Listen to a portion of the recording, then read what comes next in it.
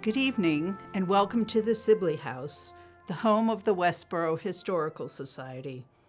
The house was built in 1844 by William Sibley, and together with his brother Frank, they manufactured sleighs in a workshop in the backyard.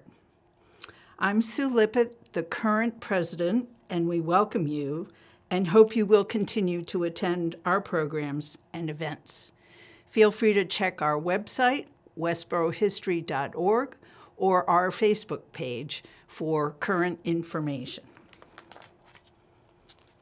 Welcome to Remember the Ladies, the Letters of Abigail Adams. I'd like to spend a minute sharing with you how I arrived at this program, this topic. As you may know, last year we had a community readathon of Johnny Tremaine by Westborough native Esther Forbes. We had such a strong, positive response that it got me thinking, what else could we read? With the 250th anniversary of our country happening this year, we chose to have a revolutionary theme to several programs, both last year and this year. And then I saw this on Facebook. What is that? I didn't think I'd ever seen it before. After researching, I discovered it was a cairn built in remembrance of the spot Abigail Adams and her son, John Quincy, stood watching the smoke and cannon fire of the Battle of Bunker Hill. John Quincy was 8 at the time. Abigail wrote to her husband, John, the next day. That letter's part of our program tonight. I also discovered that Abigail was a prolific letter writer. Many of her letters are preserved in Boston at the Massachusetts Historical Society. Her letters are digitized, so they're available for research or general interest. When you discover a historic fact, it often leads to another fact, and soon you're going down the proverbial rabbit hole. It's fun, and one question leads to another. I'm glad you're here tonight to take a look at this time in our history and travel down the rabbit hole with me. Abigail Smith Adams was born November 22nd, 1744 in Weymouth, Massachusetts, the daughter of Parson William Smith and his wife, Elizabeth Quincy Smith. Abigail had an older sister, Mary, and by 1750, she had a younger brother, William, and a younger sister, Elizabeth. As a girl, Abigail had a close relationship with her maternal grandmother and often walked the 4 miles to Wollaston to visit her. Research says Abigail was rowdy with a volatile, giddy disposition, which her grandmother dismissed with the Plutarch quote, "Wild colts make the best horses." Her father taught her to always speak well of others, a skill that is reflected often in her letters. You can also see how personal her letters to her husband are, because she shares her concerns, things she wouldn't say publicly. In her adult years, Abigail regretted her lack of formal education. There were no girls' schools near Weymouth, and her parents would not send her to board away from home. This may have been the initial experience that sparked her interest in women's rights, an interest that remained throughout her life.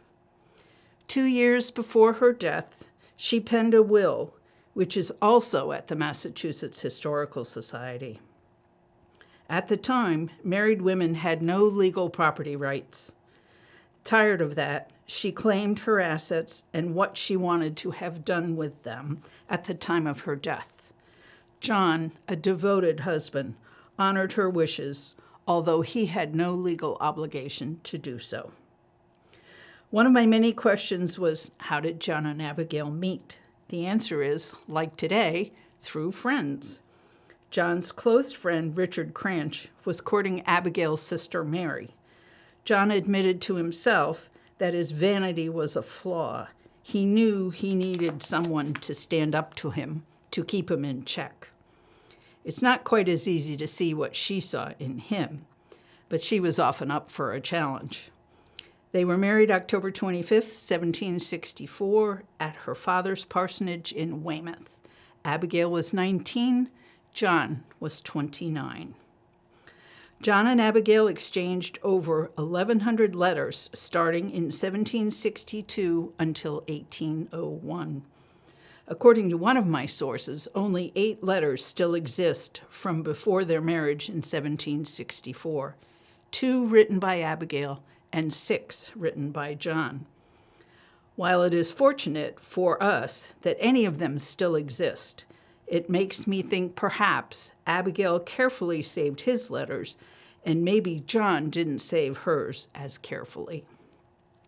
You can see in their letters that they have a running conversation, often commenting on their previous communication. Tonight I will concentrate on 1775 and 1776, when Boston was the center of wartime conflict.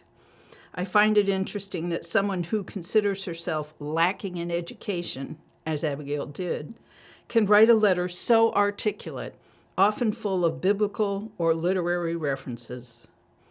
I also want to mention her signature at the end of her letters. As a teenager, she signed her correspondence with Diana, who was the Roman goddess of the moon. As an adult, she retired that pen name and started using the name Portia. In Roman times, Portia was the wife of Brutus, who stood up to Julius Caesar, considered a totalitarian. As the Revolutionary War went on, she sometimes didn't sign her letters at all. She knew the British were intercepting and reading them.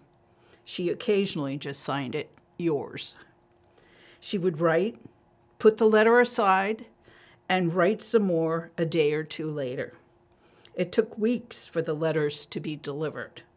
They usually included a reference to the most recent letter she had received, comments and news of the community and the war, the status of the family, farm news, and other business or financial dealings, which she was in charge of. She would often say she doesn't have much news and that he will get more information from other more informed sources, and then proceed to write a long letter. I won't read all of every letter, or we'll be here for a very long time. They are in chronological order.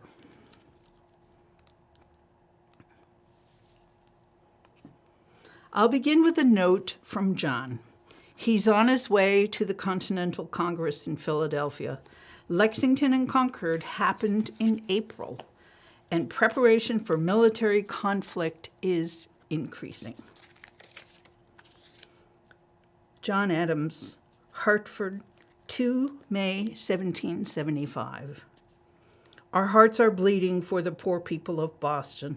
What will or can be done for them, I can't conceive. God preserve them.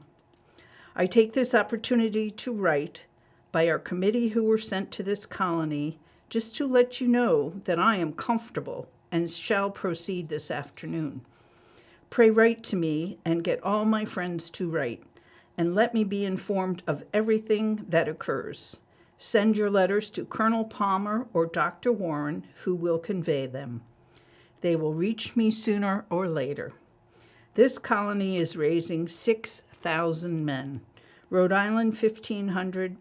New York has shut up their port, seized the customs house, arms, ammunition, etc., called a provincial congress, and entered into an association to stand by whatever shall be ordered by the Continental and their provincial congress.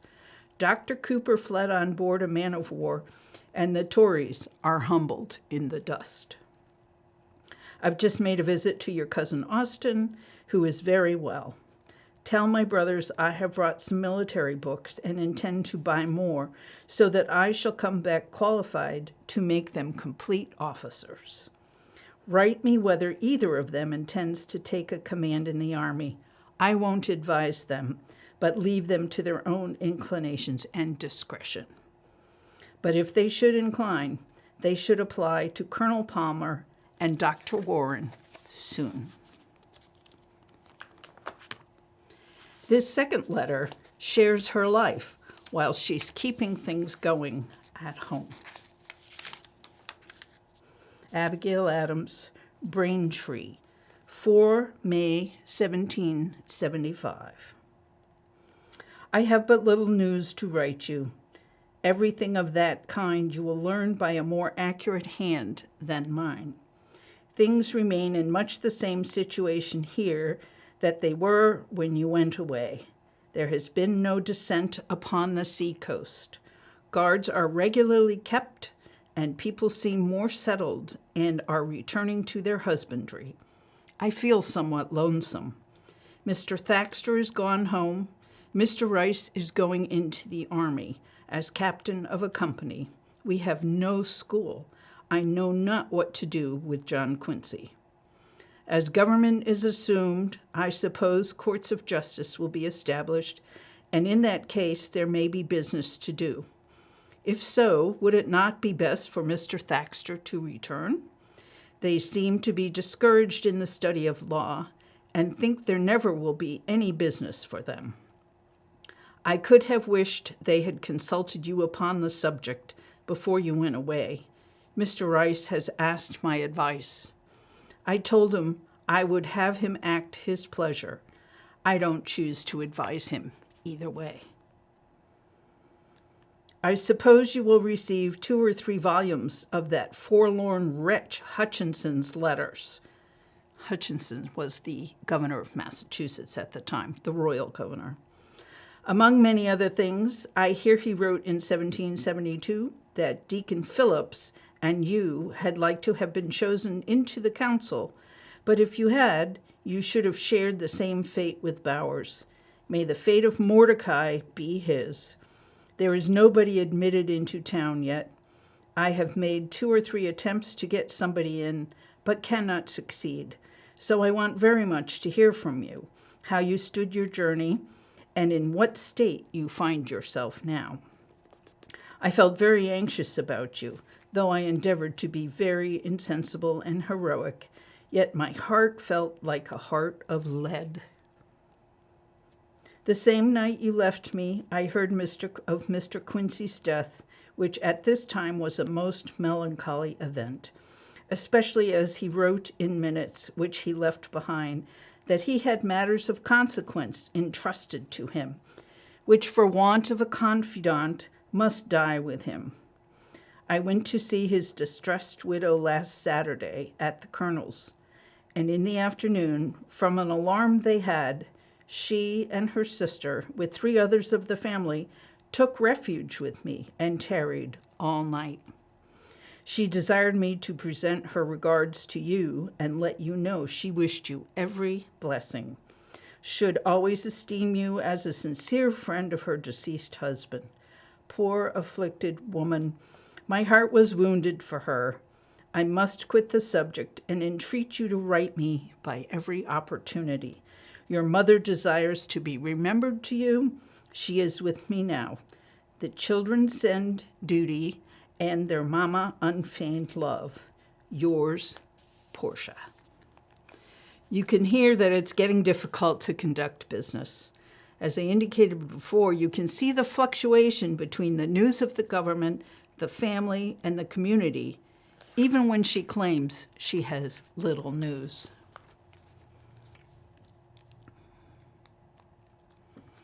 The Battle of Bunker Hill took place on Friday, June 16th, 1775. Her letter to John was written on Sunday, June 18th, and Tuesday, June 20th. Mr. Rice and Mr. Thaxter mentioned in the letters are John's law clerks.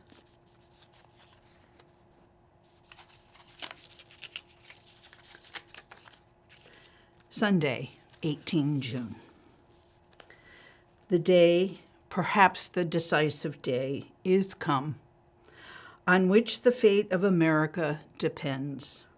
My bursting heart must find vent at my pen. I have just heard that our dear friend Dr. Warren is no more, but fell gloriously fighting for his country, saying, "Better to die honorably in the field than ignominiously hang upon the gallows. Great is our loss." He has distinguished himself in every engagement by his courage and fortitude, by animating the soldiers and leading them on by his own example. A particular account of these dreadful, but I hope glorious days, will be transmitted to you, no doubt, in the exactest manner. The race is not to the swift, nor the battle to the strong, but the God of Israel is he that giveth strength and power unto his people. Trust in him at all times, ye people. Pour out your hearts before him. God is a refuge for us. Charlestown is laid in ashes. The battle began upon our entrenchments upon Bunker's Hill Saturday morning about 3 o'clock and has not ceased yet, and it is now 3 o'clock Sabbath afternoon. It is expected they will come out over the neck tonight, and a dreadful battle must ensue. Almighty God, cover the heads of our countrymen and be a shield to our dear friends. How many have fallen, we know not. The constant roar of the cannon is so distressing that we cannot eat, drink, or sleep. May we be supported and sustained in the dreadful conflict. I shall tarry here till it is thought unsafe by my friends, and then I have secured myself a retreat at your brother's, who has kindly offered me part of his house. I cannot compose myself to write any further at present. I will add more as I hear further. I rejoice in the prospect of plenty you inform me of, but cannot say we have the same agreeable view here. The drought is very severe, and things look but poorly. Mr. Rice and Mr. Thaxter, Uncle Quincy, Colonel Quincy, Mr. Wybird, all desire to be remembered. So do all our family. Nabby will write by the next conveyance. I must close as the deacon waits. I have not pretended to be particular with regard to what I have heard, because I know you will collect better intelligence. The spirit of the people are very good. The loss of Charlestown affects them no more than a drop in the bucket. I am most sincerely yours, Portia. The war has gotten closer and more personal. Abigail's closest friend is Mercy Otis Warren, wife of Dr. Joseph Warren, killed in the battle. Mercy and Abigail had an often challenging relationship. Mercy thought Abigail was too solicitous and called her out.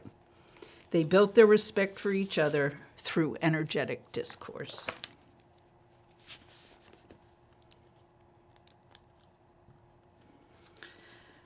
By March of 1776, it is common knowledge the British are preparing to leave Boston.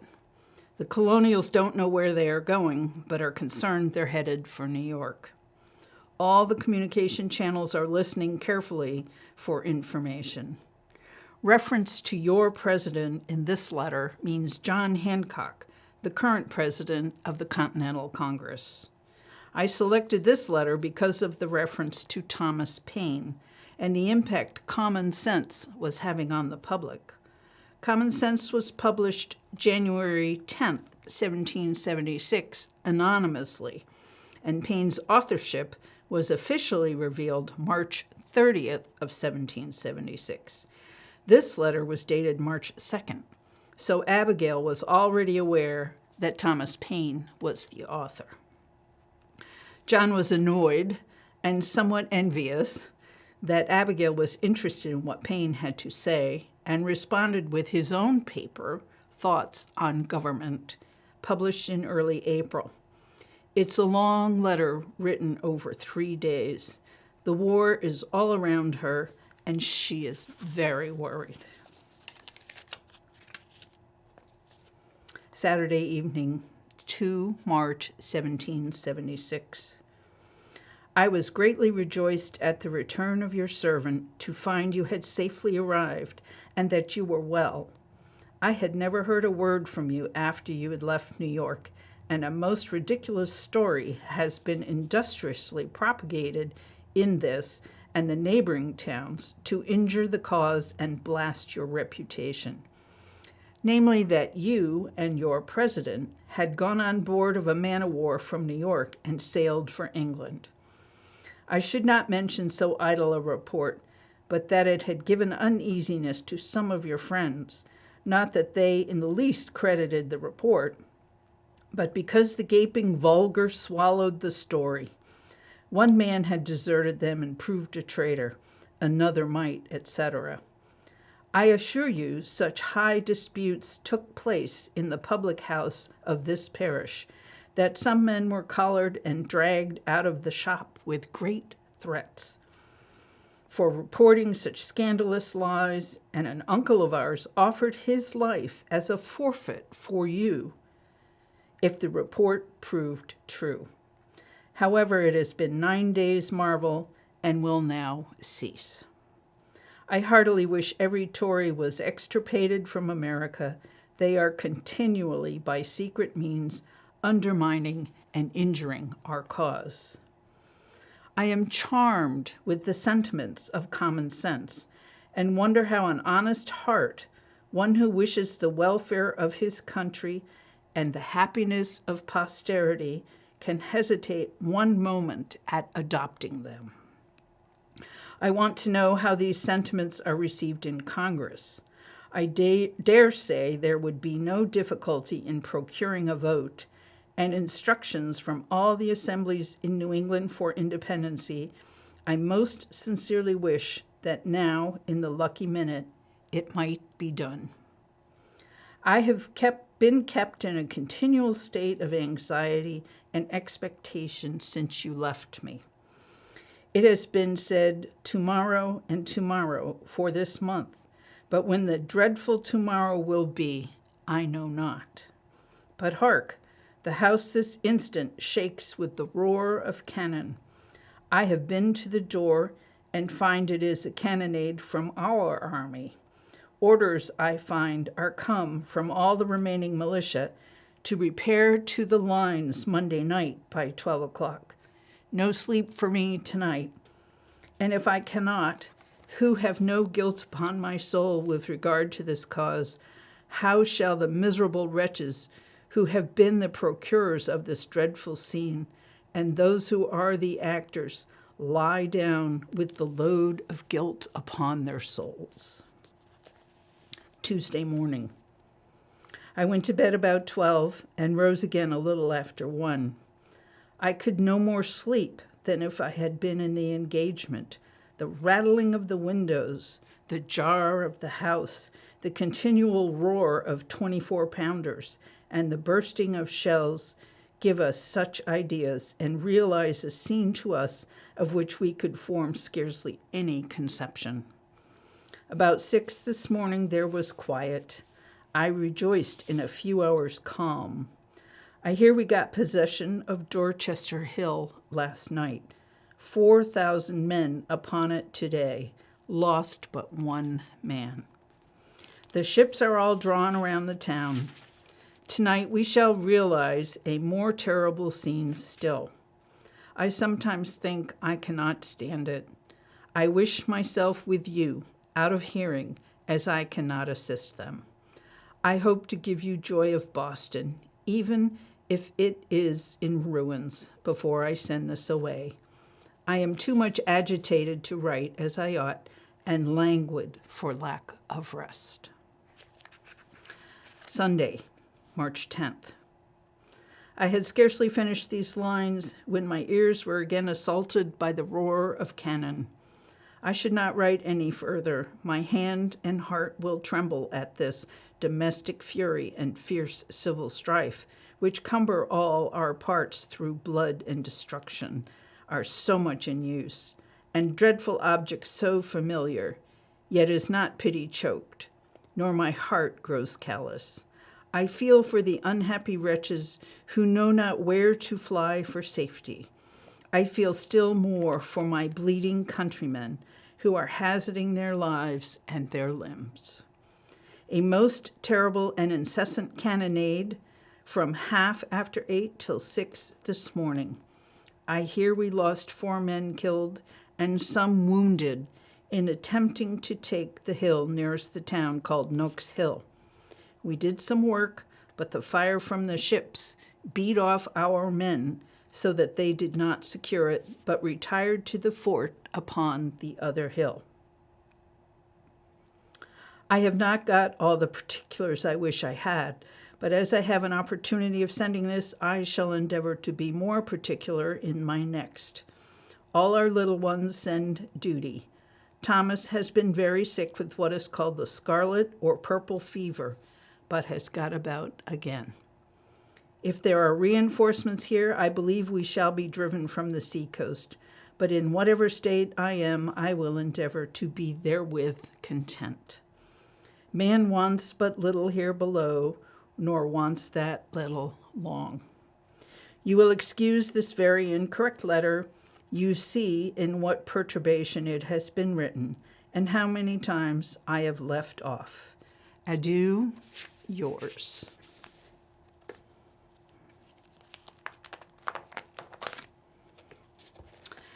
Evacuation Day is celebrated in Boston on March 17th, overshadowed today by St. Patrick's Day.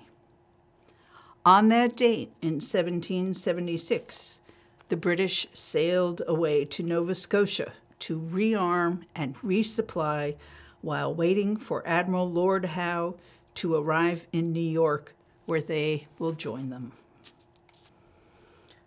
16 March 1776. I last received yours of March 8th.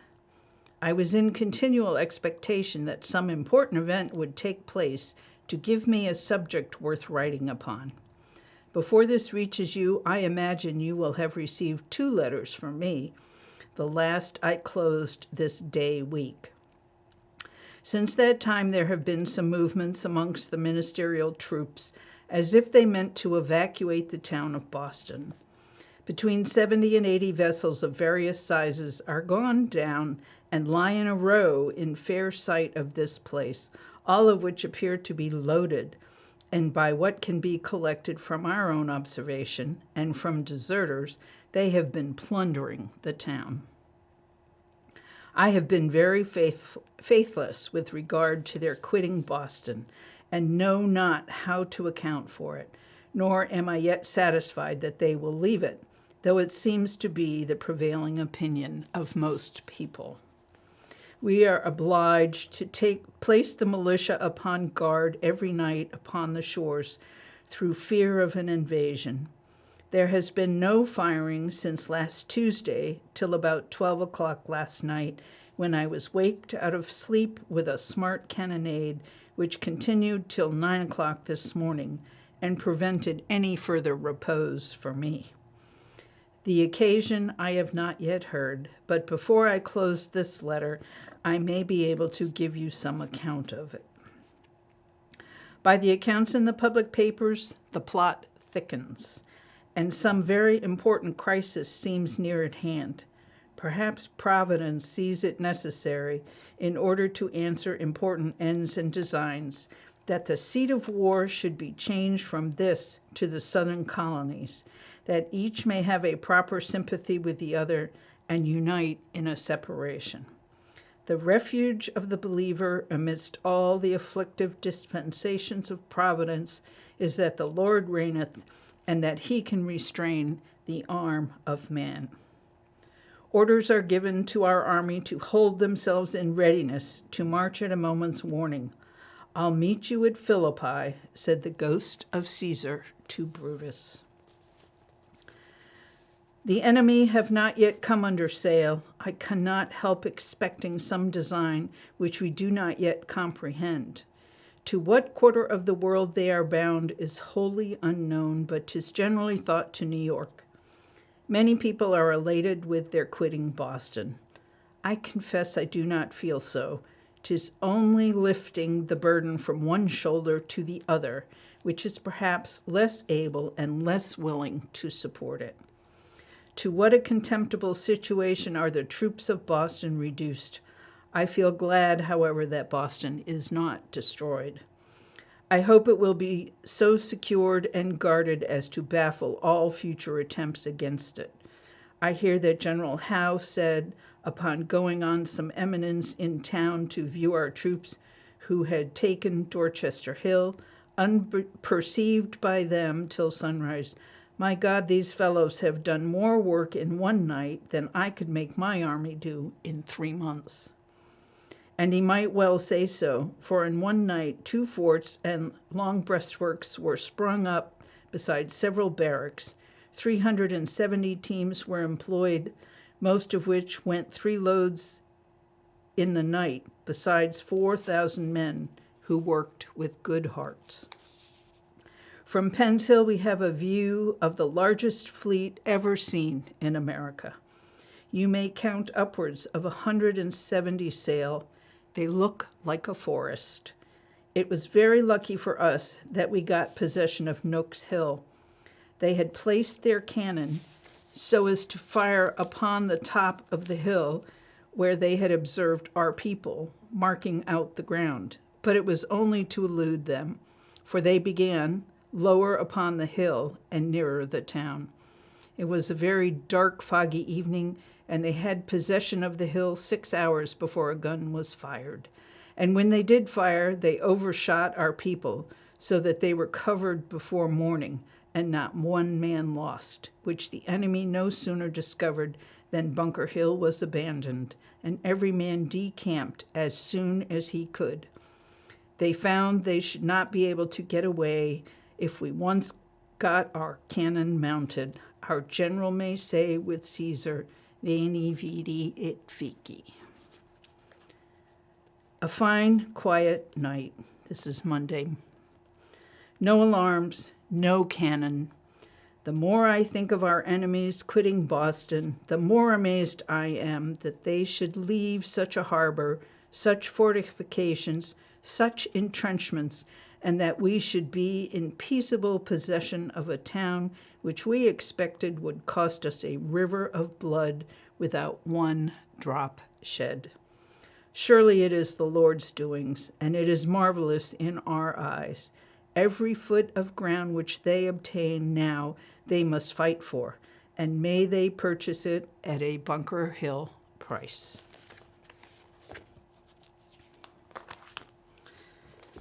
After the British left, Abigail got a friend to go and check on their home that they have in Boston. He found it, quote, very dirty, but no damage, close quote. She reports it to John. Others were not so lucky. Some occupied properties were left destroyed. This is probably her most quoted letter. Remember the ladies. Braintree, 31 March, 1776. I wish you would ever write me a letter half as long as I write you, and tell me, if you may, where your fleet are gone, what sort of defense Virginia can make against our common enemy, whether it is so situated as to make an able defense. Are not the gentry lords and the common people vassals? Are they not like uncivilized vassals Britain represents us to be? I hope their riflemen, who have shown themselves very savage and even bloodthirsty, are not a specimen of the generality of the people. I am willing to allow the colony great merit for having produced a Washington, but they have been shamefully duped by a Dunmore. Governor Dunmore was from Virginia, and he was so disliked that he had to retreat to a ship to run the governorship of Virginia. I have sometimes been ready to think that the passion for liberty cannot be equally strong in the breasts of those who have been accustomed to deprive their fellow creatures of theirs. Of this I am certain, that it is not founded upon that generous and Christian principle of doing to others as we would that others should do to us.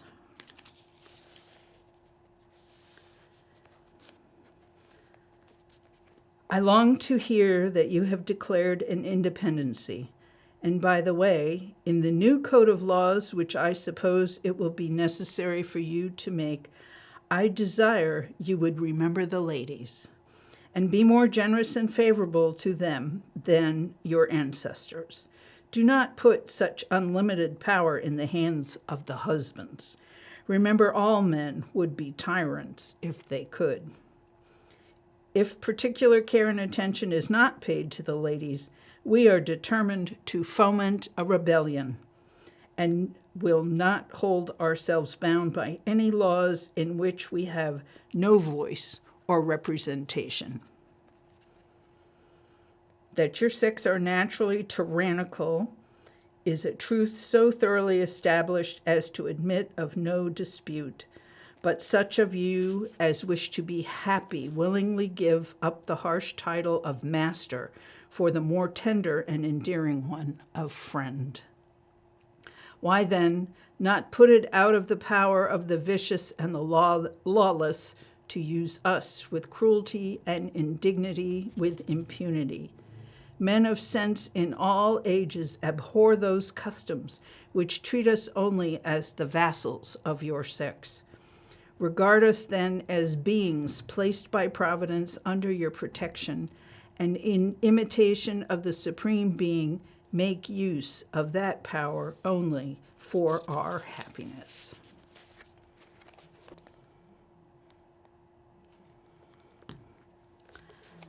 Smallpox is all around. Abigail is very busy getting the children and their staff inoculated. She's very passionate about the declaration, but illness is all around them.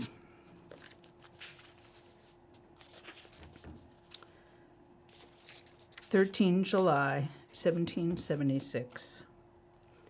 By yesterday's post, I received 2 letters dated 3rd and 4th of July. And though your letters never fail to give me pleasure, be the subject what it will, yet it was greatly heightened by the prospect of the future happiness and glory of our country. Nor am I a little gratified when I reflect that a person so nearly connected with me has had the honor of being a principal actor in laying a foundation for its future greatness. May the foundation of our new Constitution be justice, truth, and righteousness. Like the wise man's house, may it be founded upon these rocks, and then neither storms nor tempests will overthrow it. I cannot feel but sorry that some of the most manly sentiments in the Declaration are expunged from the printed copy. Perhaps wise reasons induced it. John had sent her a manuscript, a rough draft, before the final copy was presented. Poor Canada, I lament Canada, but we ought to be in some measure sufferers for the past folly of our conduct. The fatal effects of the smallpox there has led almost every person to consent to hospitals in every town.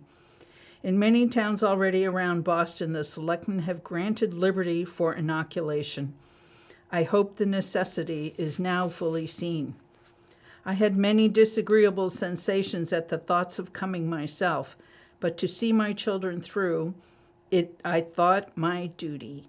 And all those feelings vanished as soon as I was inoculated, and I trust a kind Providence will carry me safely through. Our friends from Plymouth came into town yesterday.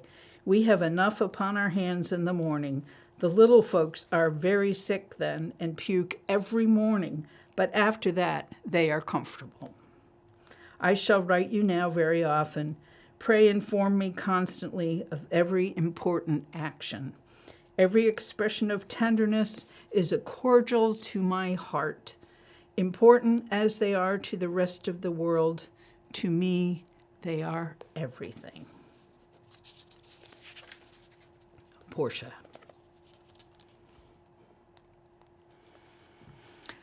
The last letter I'm sharing tonight is one that clearly shows the family news and community news split.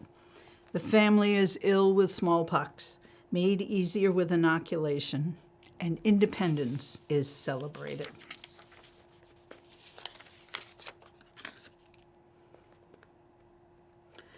Boston, 21 July, 1776. I have no doubt that my dearest friend is anxious to know how his Portia does, and his little flock of children under the operation of a disease once so formidable. I have the pleasure to tell him that they are all comfortable, though some of them complaining. Nabby has been very ill, but the eruption began to make its appearance upon her and upon Johnny. Tommy is so well that the doctor inoculated him again today, fearing that it had not taken. Charlie has no complaints yet, though his arm has been very sore. I have been out to meeting this forenoon, but have so many disagreeable sensations this afternoon that I thought it prudent to tarry at home. The doctor says they are good, very good feelings. Mr. Cranch has passed through the preparation, and the eruption is coming out cleverly upon him without any sickness at all. Mrs. Cranch is cleverly, and so are all her children. Those who are broke out are pretty full for the new method, and 'tis called the Suttonian they profess to practice upon. I hope to give you a good account when I write next, but our eyes are very weak, and the doctor is not fond of either writing or reading for his patients. But I must transgress a little. Last Thursday, after hearing a very good sermon, I went with the multitude into King Street to hear the proclamation for independence read and proclaimed. Some field pieces with the train were brought there. The troops appeared under arms, and all the inhabitants assembled there. The smallpox prevented many thousands from the country. When Colonel Crafts read from the balcony of the State House the proclamation, great attention was given to every word. As soon as he ended, the cry from the balcony was, "God save our American states," and then 3 cheers which rended the air. The bells rang, the privateers fired, the forts and batteries, the cannons were discharged, the platoons followed, and every face appeared joyful. Mr. Bowdoin then gave a sentiment, "Stability and perpetuity to American independence." After dinner, the King's arms were taken down from the State House, and every vestige of him from every place in which it appeared, and burnt in King Street. Thus ends royal authority in this state, and all the people shall say, Amen.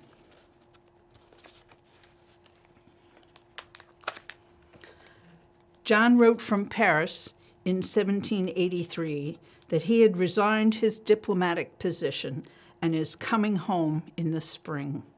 He says, quote, "You have nothing to do but wait and receive your old friend."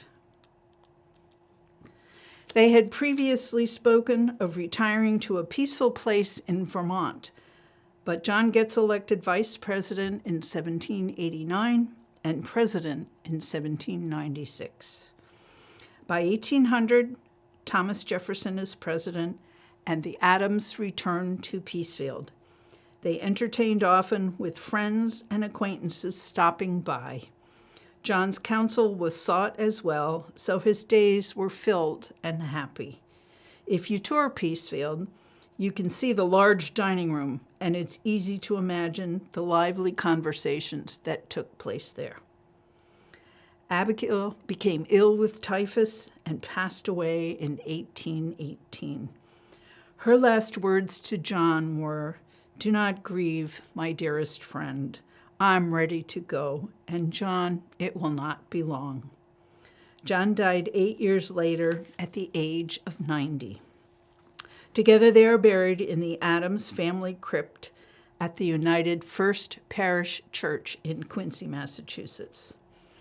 I've only scratched the surface. There's so much more to Abigail Adams. Her business skills, her generosity, and her passion for women's rights are all worthy of a closer look.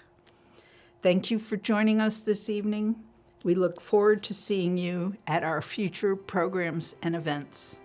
And with that, have a good evening and welcome spring.